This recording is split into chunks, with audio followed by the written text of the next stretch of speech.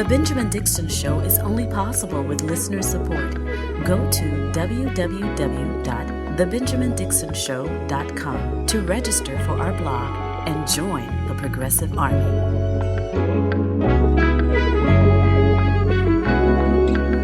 I know I've been away for a while we were getting our computers fixed and back up and running, but I want to jump directly into the news and the lay of the land of what's going on around the country. Today, Wednesday, May 24th, 2023, Target superstores have begun pulling their LGBTQ pride displays in response to the not boycott. I want to make sure that people understand that what the conservative movement is doing in this country, they're not doing boycotts. They're committing acts of terrorism. And we have right now across the country conservative activists who are going into stores that have any display of the LGBTQ community, whether it be something as simple as a Lego store employee wearing a rainbow flag, or Target having a pride section during the month of June leading up to June. Conservative activists and extremists all around this country have begun to target and to go into the stores and to destroy the displays. And as a result, Target administration and the CEO, they have decided to pull many, if not all, of their pride displays leading up to Pride Month. This is a result of the ongoing assault that is happening around this country being committed by extreme right-wing religious zealots. I say that as a man who is extremely religious, who spends quite a bit of my day praying, who spends quite a bit of my week helping out in the community, connecting to different churches and doing what I can. I'm a believer. That's no surprise to most of you who've listened throughout the run of this podcast. But I can assure you that the enemies that we face today carry the same name as I do, Christian. I can assure you that what they're doing is, in fact, terrorism. It is not a boycott. It is not protest. They are using violence to get their political ends. They're using violence to scare these companies into submission so that they can get a cheap political win, which is to make the LGBTQ community have to go back into the closet, I guess. Perhaps that's their goal, because it's not as though these people who are out here assaulting the LGBTQ community. But side note, these are the same people who are assaulting the black community. These are the same people who are trying to make the black community look as though we are all criminals. And in fact, the language that is being used towards black people is just as dangerous, if not more dangerous, than the language and the activities that are being used against the LGBTQ community. So we're dealing with a trifecta, if you would, of religious zealotry, racism, and far right-wing extremism, which is kind of a catch-all for all of this. But this is the time in which we live. And to be quite honest with you, they seem to be escalating even more. And so long as we negotiate with terrorists, the saying is that the United States of America does not negotiate with terrorists. Well, we are negotiating with the right-wing spoiled men children of this empire. They are the barbarians at their own gate, mind you. The people who are rising up against the United States of America right now, they're using the excuse of the LGBTQ community. They're using the excuse of I don't know what they're saying, reverse racism, right? Now the conversation goes that the real racism in this country is racism that's faced by white men, right? That's literally the talking points that are being regurgitated across the conservative echo chamber, their media infrastructure, right? So it's a twofold attack, multifaceted attack that is coming towards this entire country, coming from one group of people, and that is a far-right extremists in this country.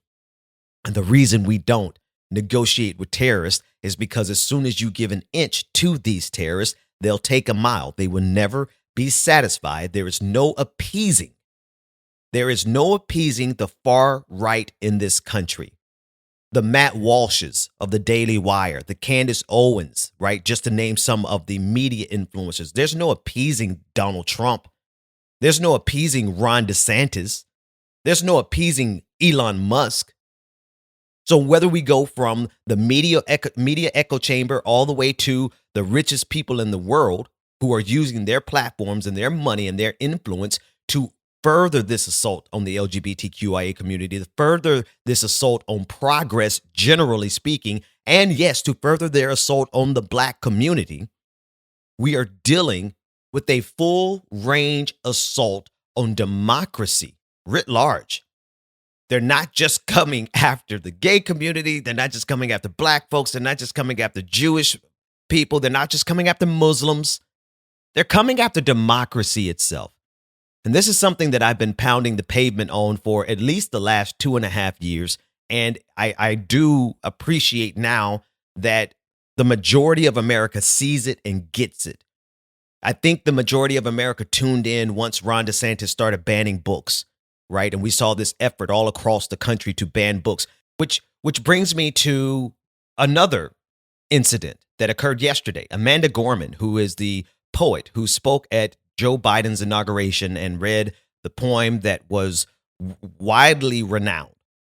Her work has been banned from a school in Miami-Dade County in South Florida because one parent submitted a poorly written form describing why she opposed that book, and that book was pulled from the library.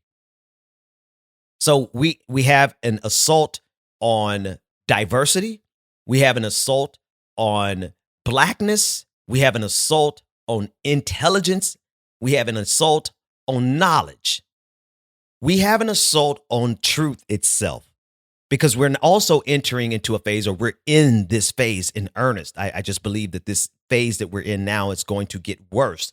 But the current phase that we're in is the full-on targeting of people who are still taking COVID-19 seriously, right?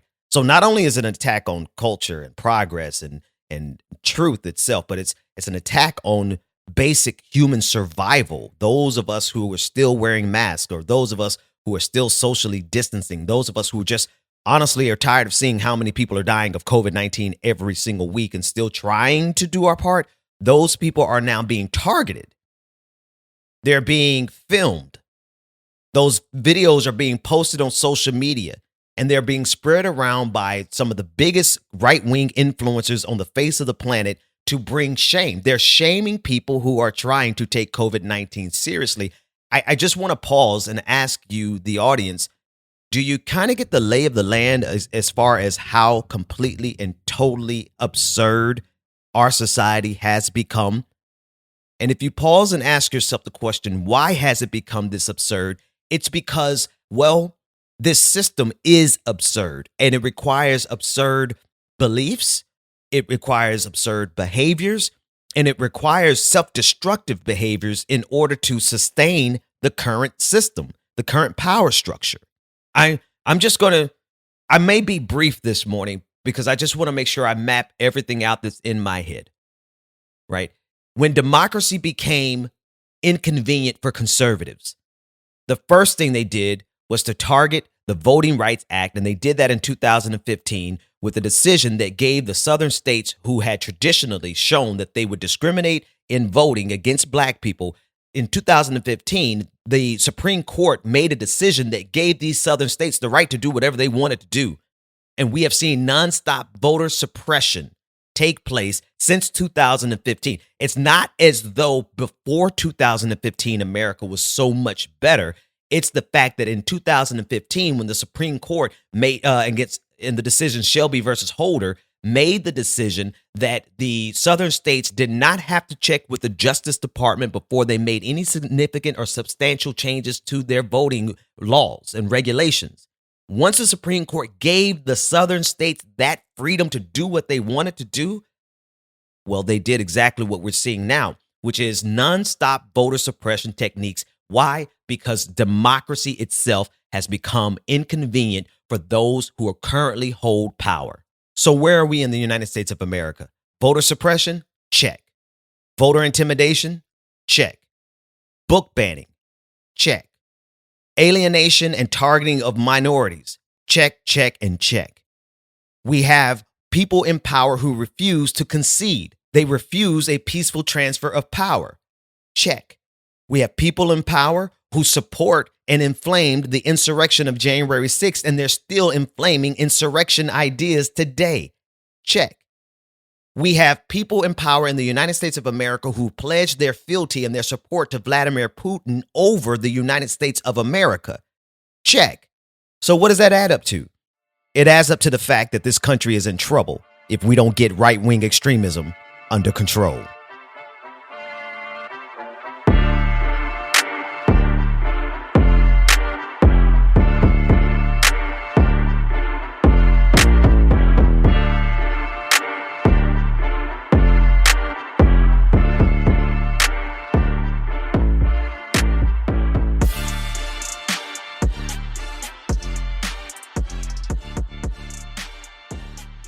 I mentioned very briefly that Amanda Gorman, the poet, who read a phenomenal poem at the inauguration of Joe Biden, had her work pulled from a library in Miami-Dade County on the form, which itself is problematic. The fact that they have these overly simplistic forms that give random parents the ability to challenge any book in a school, and then that book is automatically pulled until it's reviewed. And even in the review of these books, we've seen time and time and again how black books by black authors, or books that have anything to do with blackness, are routinely marked as inappropriate for schools. That's how much power these teachers have, or rather these parents have been given to usurp the authority of to assert their authority over every parent. Amanda Gorman shared there was a screenshot of the form that was submitted that had her book removed from Miami Lakes, Florida. And the name of the book that was removed was The Hill We Climb, which is the book centered around her poem that she wrote and gave at the inauguration of Joe Biden. If you want to know how ridiculous and how utterly pathetic the racists are in this country, they didn't even get the name of the author right when they submitted this form. The author is Amanda Gorman, who I believe is a good bit younger than me. I have to have her at least by 10, 15 years. I don't imagine that she's over 30.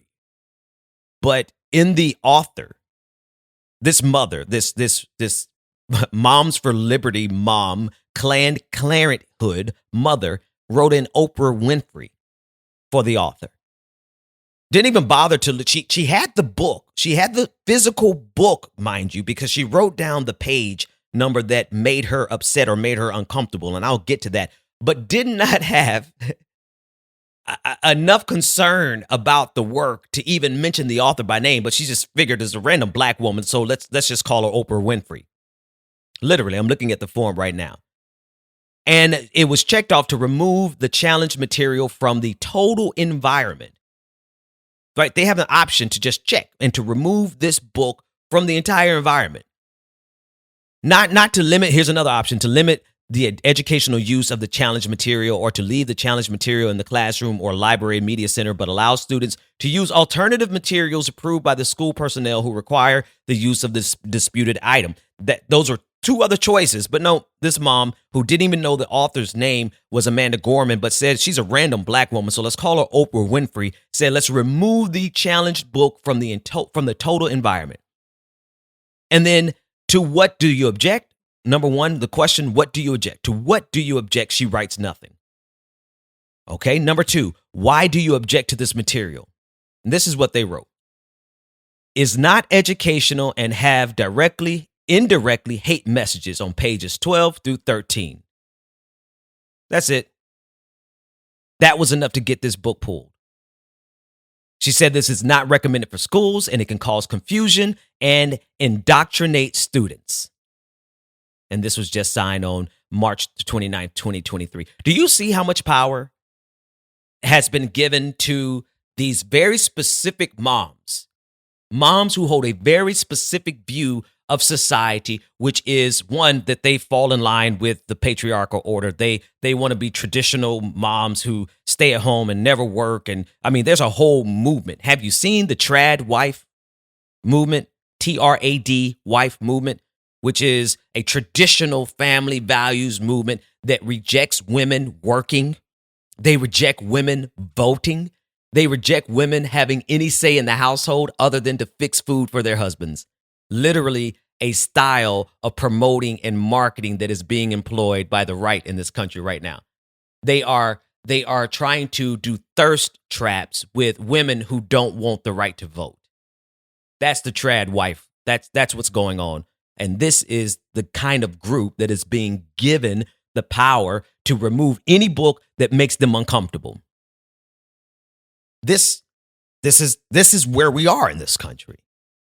And I'm hoping more than anything else that it is an alarm to the average citizen who perhaps has been standing on the sidelines since the 2020 election because, you know, politics can get kind of heavy. And a lot of people took a step back after 2020. They went back to try to get life as normal as they possibly could after Joe Biden took office in 2021. But the truth of the matter is that the enemies of good faith, they never took a day off, and they have been planning and executing their agenda ever since. And so we have to be ready to hold the line against these fascists and don't let them get any further, because they've made tremendous progress.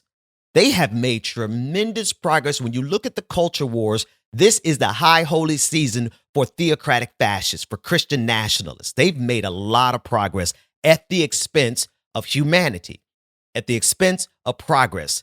And yes, at the expense, even, I want to go one step further, at the expense of Christians like myself, who honestly want to be able to exercise my religion freely, but because of the absurdity of other people who call themselves Christians, because of the bigotry of so many of these people who call themselves Christians, because of the sheer ignorance of so many of these people who call themselves Christians, well, now we're fighting on all kinds of fronts, including the revitalized war between atheism and Christianity. I'll talk about that coming up after this Patron party.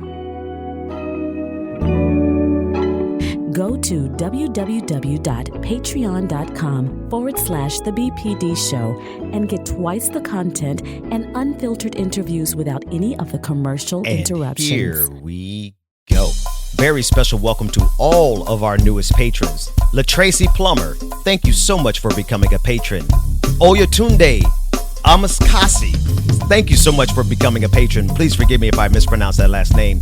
Author Lee Augustus Jr., thank you so much for becoming a patron. And Jamal Jackson, thank you for becoming a patron. Wait a minute, I almost left out Wanda Valentine and Andrea. Thank you all so much for becoming a patron. You too can become a part of this prestigious and prodigious patron family by going to patreon.com/The BPD Show, where you get twice the content, none of the commercial interruptions, and you get access to the patron party, which we just had one last Friday night. I hope you were there because we had a great time. Patreon.com/The BPD Show, and we'll be back right after this.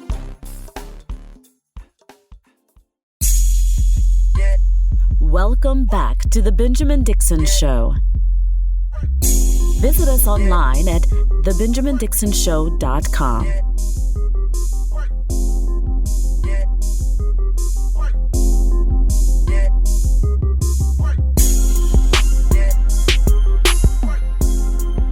The biggest problem for Donald Trump might not be Ron DeSantis, might be the court cases. If you saw yesterday, he's got to be in court in March, right in the middle of primary season. If you see what happened yesterday, he's sending his lawyers, he sent a letter to Merrick Garland saying, I want to meet, because it looks like an indictment's coming on the Mar-a-Lago case. So his biggest threat is something that has nothing to do with this widening field. And yet, Ron DeSantis is preparing today to do an announcement, his announcement to run for president. He's going to do it via Twitter with Elon Musk. Yes, I will be interviewing Ron DeSantis, and he has quite an announcement to make. And will be the first time that something like this is happening on social media and with real-time questions and answers. not scripted. I wonder if he'll be doing a similar type of interview with Joe Biden. But I digress. The point is that I think Ron DeSantis is a threat to Donald Trump. He's a threat to this entire country, to be quite honest with you. But the kind of elevation that he is getting from billionaires, the kind of funding that he's getting from right-wing billionaires, and the kind of support that he's getting from Elon Musk, Twitter is going to probably break later on today with as many people and right-wingers and trolls and bots who are going to be signed up to hear Ron DeSantis have this conversation with Elon Musk. And as we get closer and closer to 2024, I mean, we might as well brace ourselves, because it's only going to get deeper and wider, the amount of noise that we have to endure from the right-wing media manufacturing consent machine. We're going to see more and more outlets do this type of promotion of right-wing voices, right-wing candidates, and right-wing grievances. This has become the nature of the majority of our media today. Even in the type of coverage that we're seeing around what's going on at Target, none of the media is really focusing on the fact that this taking down of the LGBTQIA pride content and material and clothing and advertisements, none of the media outlets are really focusing on the fact of the real why. They're calling it a backlash when in fact it is violence. It's terroristic violence. They're going in the stores and they're stomping and they're tearing down the displays and they're harassing employees. So Target is doing this to protect their employees from violence. But because our media refuses to just simply admit that we're dealing with a counter-revolution. I won't even call this a revolution. This is counter-revolution. This is counter forces. These are countervailing forces trying their best to take us back to a time when women didn't have the right to vote. That's what we're living in. That's what we're dealing with. That's the nature of what's going on. But if our media doesn't describe it like that they try to give it a both sides kind of approach, where let's consider what's going on from this far right wing violence and juxtapose it to the people who are trying to fight for their lives, or juxtapose it to people who are trying to fight for their right for bodily autonomy or to love who they want to love. Right. So long as we have media that is complicit and continues that type of assist, just like Twitter is getting ready to give an assist to Ron DeSantis, just like the Wall Street Journal, the Washington Post, all of these media outlets that give regular assist to this right-wing agenda, where we're going to continue facing the challenges that we're facing in this country. And it is more likely, every time they do this, it is more likely that we get a fascist like Ron DeSantis or Donald Trump in 2024.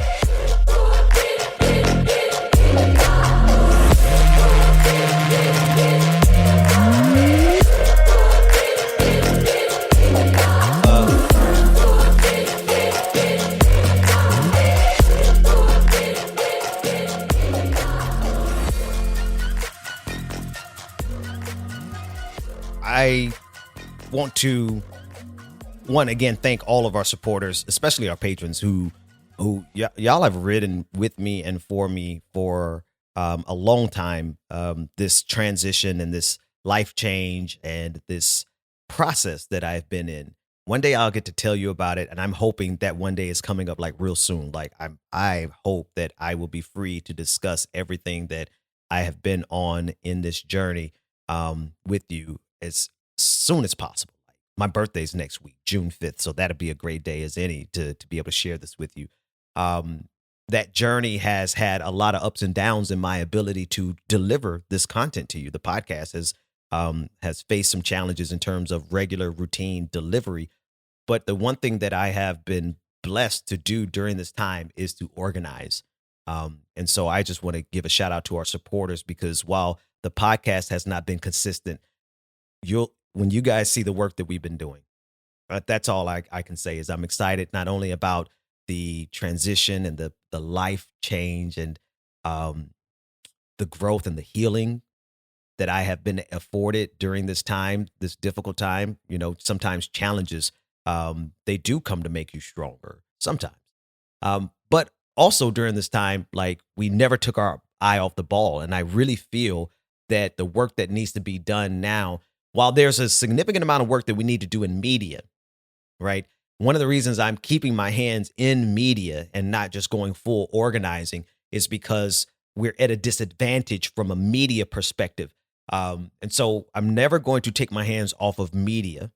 But in the meantime, as I look at the lay of the land, the work that needs to be done is really boots on the ground, right? We have to respond. When Moms for Liberty shows up to school board meetings, we need forces there to meet them and to speak out against them, right? When they show up, when the Proud Boys or whoever shows up for public comment at a city council meeting, we need people there to have an alternative voice to challenge them, right? When they're organizing to take down, I don't know, whatever they're trying to take down this week, to ban some new books, then we need people who are organizing to be a countervailing force. And they're all around the place. I just want to say I am not reinventing the wheel. More than anything else, I am aligning with organizations that are across the country, particularly the Southeast, that are doing really good work. And one of the places where I'm able to connect the threads that a lot of people aren't able. This is one of my unique contributions, is the ability to connect faith-based communities with non-faith-based communities. To be quite candid with you, like the relationship that I have as a man of faith with communities that choose not to have any faith, that are agnostic or atheists, right? And that has presented an opportunity for a cross coalition, cross-cultural, cross-belief, just a coalition of people who generally have had some of the same politics, right? But we've been siloed because of our differences. And I'm going to talk about that a little bit more in the patrons only episode, patreon.com/the BPD show. I got a clip from my good friend, David Pakman, discussing, you can go to his Instagram page and watch the clip if you're not a patron, but you can see what context of what I'll be talking about. I'll play a little bit here, but there is a conversation about the impact of what religion is doing to America right now. And I'm on the side, listen, I'm on David Pakman's side here. In fact, I'm on the side of most agnostics and atheists here, because Christianity, Christian nationalism specifically, white evangelical Christianity, is a threat to democracy. It is a threat to freedom. It's a threat to every single one of us, including my black Christian behind, right? They will throw me up on the wall just as quickly as they would throw an agnostic or someone from the LGBTQ community. They're after all of us, or someone who's Jewish or someone who's Muslim. So in my organizing, I am able to go back and forth between and connect communities that otherwise may not be communicating with each other right now. Pastors with other people who are not religious at all. Older Christians who are organizing with young LGBTQ activists now. Those type of overlapping, interconnected strands, that's kind of my specialty. And I'm hoping to be able to facilitate more and more of that, because the very last thing that we need to do right now is to be at odds with one another over conversations and disagreements about religion and faith. Okay. We had thousands of years before now to argue about it. We'll have thousands of years from now to argue about it even more, unless we allow these conservative, evangelical, white Christian nationalists to destroy this democracy, which they are 100% trying to do, and they're using religion as a justification. So we'll talk about that a little bit more in the patrons only episode, patreon.com/the BPD show. But I still want to express my gratitude to all of our supporters who have made this show sustainable and possible for as long as we've been doing it. I think somewhere here soon we'll be coming up on 10 years. 10 years. 10 years of doing this show. I never will forget starting in 2014, taking a very long time. I mean, I think it took me about 6 months to decide to actually do this show. And the reason I took so long to decide to do this show is because I wanted to make sure that I actually had something to offer that wasn't being said by everyone else already. And clearly we had an opportunity to say some things that people wanted to hear and that were unique enough to be able to help us to sustain it this long. And I'm excited because in this last 2 years, the most difficult years of this show, the most difficult years of my personal life, to be quite honest with you, during those last 2 years, oh man, it has just been a blessing to be able to see the type of progress personally, emotionally, physically, spiritually. I mean, it's been a healing process, and I look forward to sharing that with you one of these days. Patrons, stay tuned. Everyone else, we'll see you tomorrow. The Benjamin Dixon Show is only possible with listener support. Go to www.patreon.com/The BPD Show and support The Benjamin Dixon Show. If you like this episode, be sure to share, like, and subscribe.